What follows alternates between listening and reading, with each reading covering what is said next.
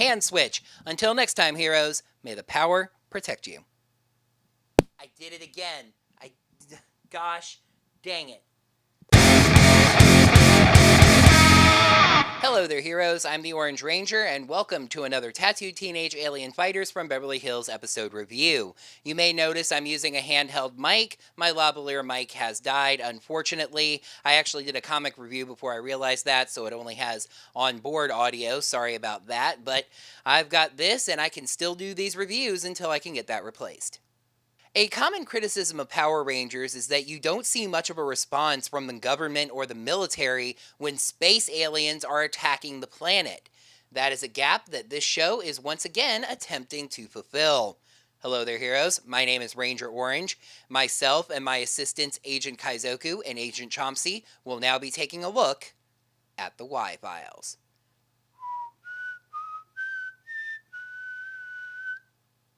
Yes, that's right, folks. I'm just going to have to ask you a couple of questions here.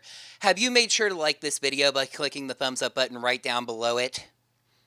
Alright, will you commit to when the video's over leaving a comment letting me know what you thought about this episode as well as my review of it?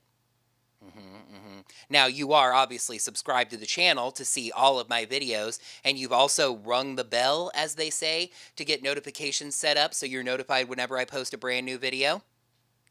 Right. And lastly, if you have any interest in financially supporting our little operation here, you will check into Patreon and Ko-fi, right? Alright, no further questions. On Molecula, Gorganis wastes no time at all, immediately summoning Isalus. Gorganis has a weird plan this week. It's really more of a theory, actually. He sends her to a desert, feeling that if she can maintain her cold nature even in the hot desert, the Earth's weather will be thrown into disarray. Okay, I guess that makes sense. At the cafe, Drew greets a couple of men who are very clearly government agents. One is wearing sunglasses indoors and also an earpiece. The other seems to be a little more normal and is kind of the scientist of their little group, talking about measurements and readings and saying that he can't believe that Beverly Hills is ground zero for all of this extraterrestrial activity. Excuse me, did you just say? I mean, okay, Nimbar's cave is on another planet, and with the portals, they could be fighting technically anywhere on Earth. But this show has more than established that all of the action takes place very near to Beverly Hills. All of Gorganis' plans impact Beverly Hills first. The mayor of Beverly Hills declared a day for at least one of the Sentinels. Why would it be so hard to believe that Beverly Hills is the epicenter of all this stuff with so much surrounding evidence? I'm sorry, I wasn't listening. Moving on, Swinton walks in and the agent pegs him as the one that's going to lead him to pay dirt. The Sentinels talk about a popularity formula that Swinton came up with, and the agent starts secretly taking pictures of him.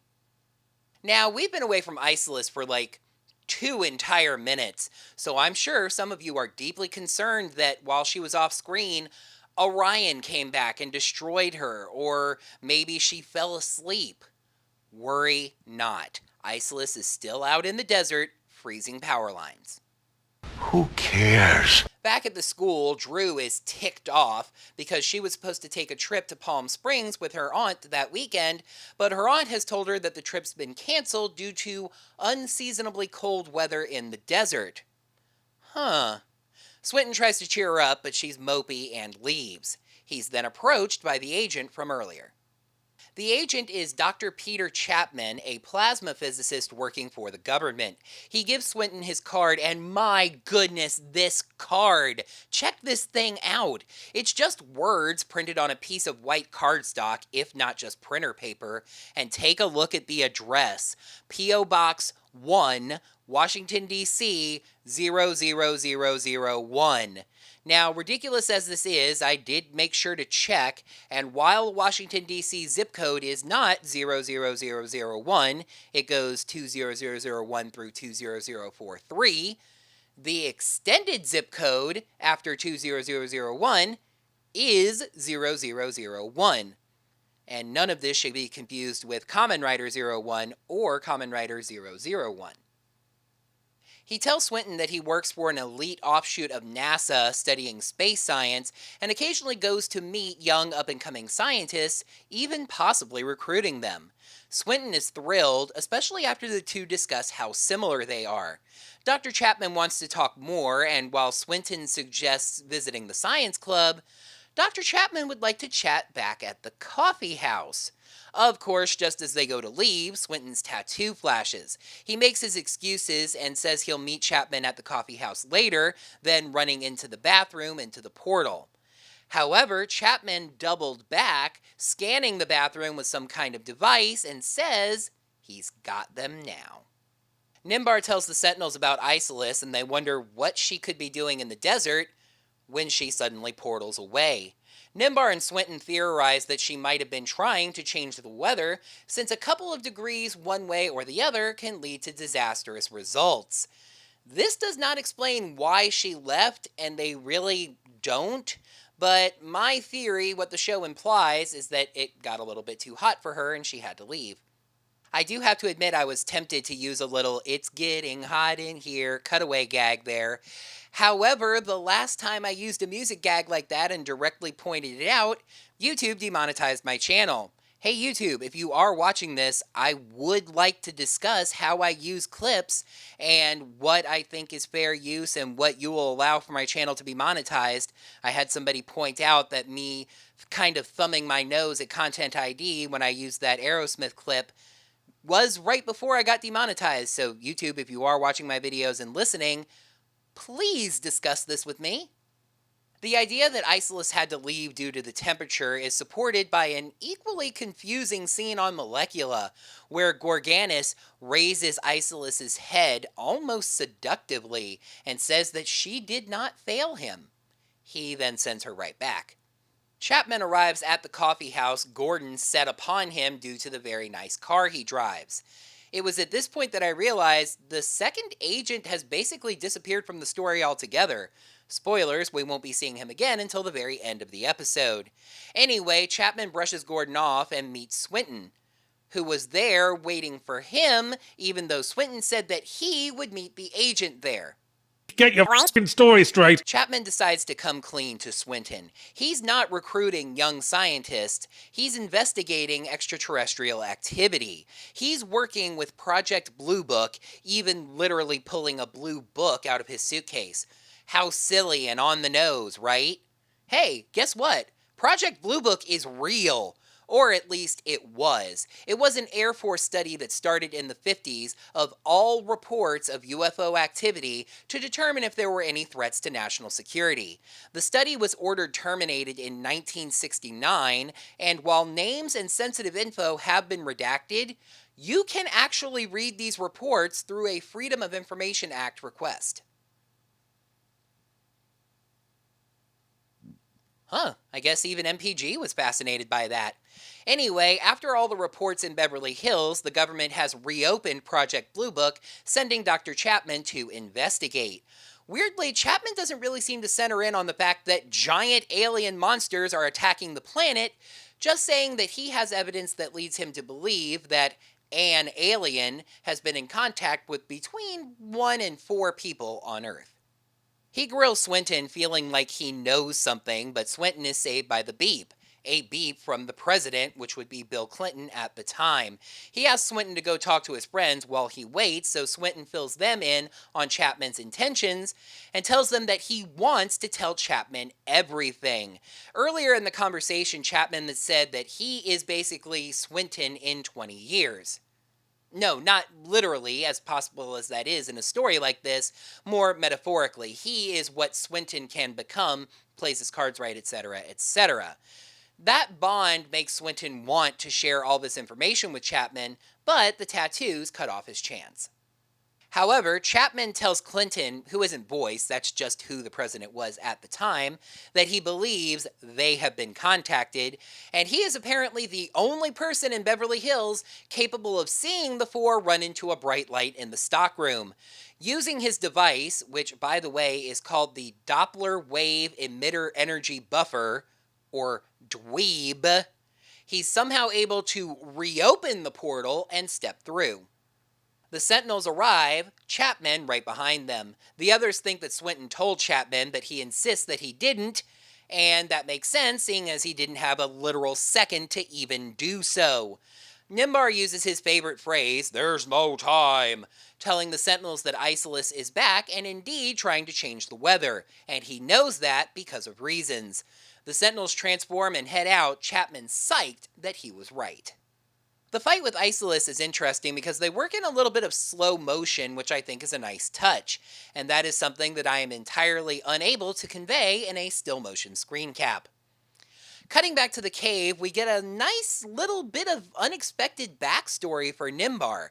He is the last of his kind, as Gorganis destroyed his homeworld. So apparently Apollo gets frozen. I didn't see this, I just noticed that it happened later. If I did miss it in the footage, I'll see it when I gather the screen caps, and I'll put up the appropriate screen cap here, but oh well. Nimbar beams them back to the cave, and Swinton very quickly recovers from this. Lori says that Isalus is too fast. They need some kind of distraction that will give them enough time to form Nitron. Chapman suggests a sequential firing pattern. This is a minor thing to comment on, but it's something that just kind of bugs me about the show. It's done it several times thus far, and each time it's just a little weird. Isalus blasts at the Sentinels, and they leap out of the way, but they all make this "whoa" sound effect like they're falling instead of jumping. It just bugs me. So apparently a sequential firing pattern means firing their weapons one at a time. You know, like they always do. Making this plan even better, Isalus then zaps their weapons away, meaning that she's free to move around, and the Sentinels still just form Nitron. You magnificent bastard, I read your book! You know, I'm honestly not sure why Nitron even bothers carrying a shield anymore, because it's always knocked out of his hands by a monster, or he just drops the thing himself. I do love that after Isalus knocks the shield out of his hands, Nitron goes ham, stepping on her sword and knocking her shield away. She fires an ice beam, but Nitron deflects it right back.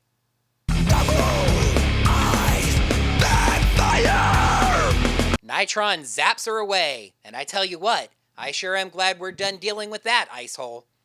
An ice hole. A big ice hole. Isalus is once again turned into ice cubes and once again put into a drink, but this time Gorganis says that she'll be back. I guess that Isalus can recover from being drank, in ways that I'd really rather not think about. So the Sentinels return to the cave, and of course, it's time to deal with Chapman. He wants to interview each of the Sentinels, but Nimbar of course forbids it and says his memory needs to be erased.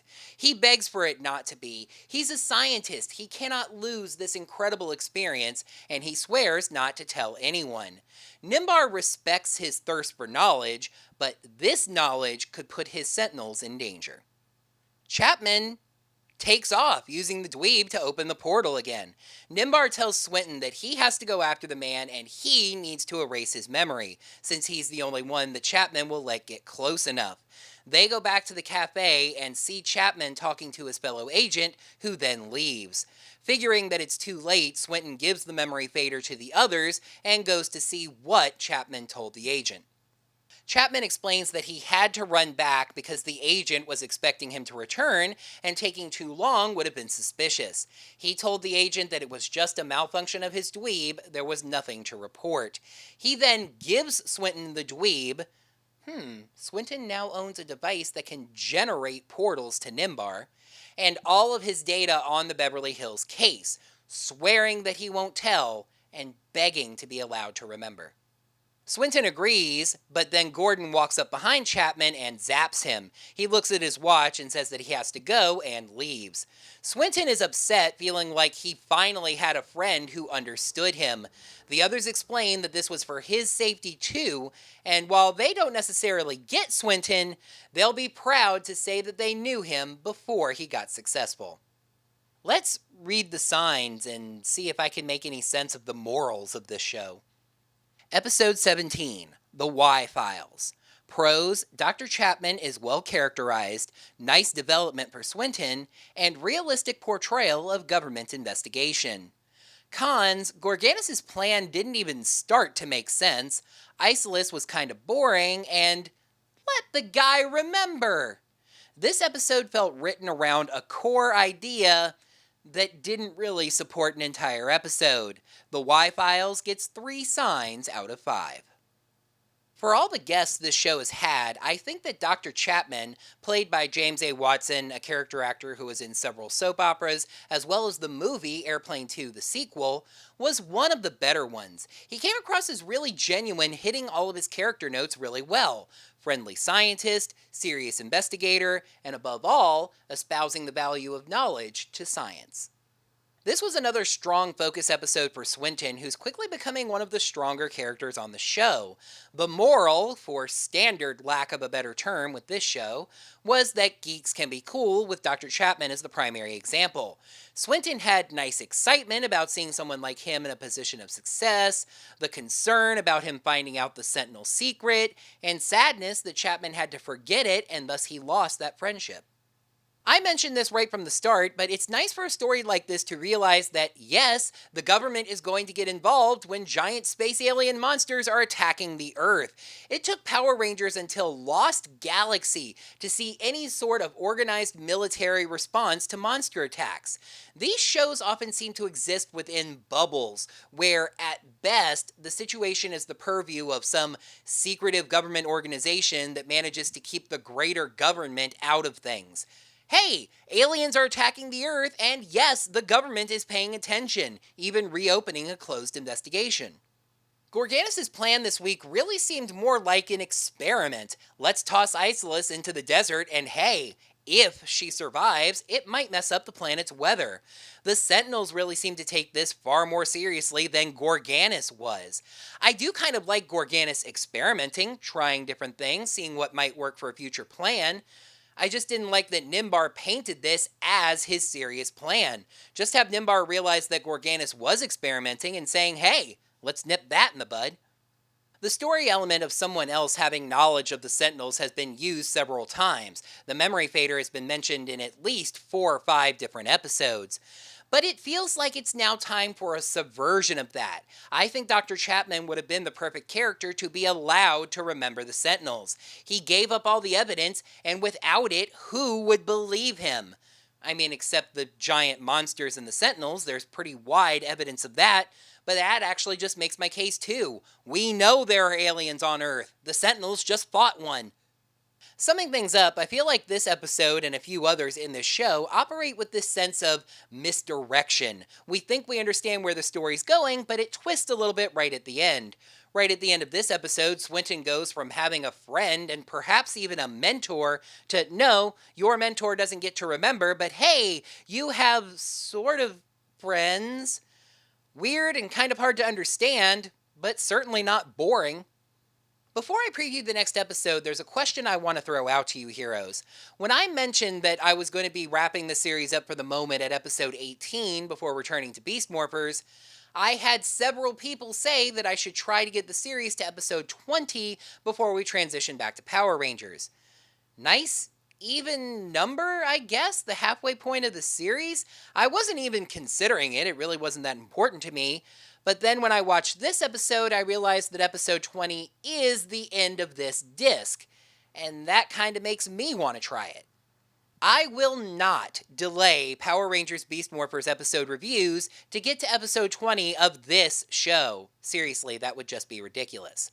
However, I'm about to run out of vlogs for a while, so there's a spot opening up in my schedule. And maybe I can get a couple of more episode reviews done before Beast Morphers returns. Or maybe the first week of Beast Morphers. Is that something that you folks would be interested in? Think about it while Totally Not 90s Dude tells you about the 18th episode of TTAF, Gordon Cries Wolf. Dude! When Gordon overhears that Lori is going to be asked out, but then dissed, his white lie spirals out of control. Emperor Gorganis upgrades Isalus to destroy the Sentinels. Oh goody, same monster twice in a row, yet again. Anyway, that's going to do it for another Tattooed Teenage Alien Fighters from Beverly Hills episode review. Thank you, heroes, so much as always for watching.